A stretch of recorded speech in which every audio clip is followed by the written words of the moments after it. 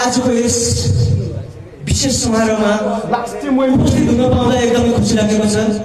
पहिलोचोटि यस्तो यस्तो इभेन्टमा आउन पाइयो यो मानेमा पनि एकदमै आफूलाई गौरवशाली महसुस गर्दछु। त्यसै गरी भावीको लेखान्तको 100औं भागहरूमा उपस्थितिमा पालिनुभएका हाजिर हुनुभएका विभिन्न क्षेत्रबाट उपस्थित हुनुभएका विभिन्न व्यक्तित्वहरूलाई सम्मान गर्दै आजको यस कार्यक्रमका प्रमुख अतिथि साङ्गीतिक दुनियाँका बादशाह पल विक्रम शाह र त्यसै गरी अर्का वरिष्ठ कलाकार हुनुहुन्छ हाम्रा आदरणीय गुरु सबैका प्रिय लिडर दमन रुबाखेती सर।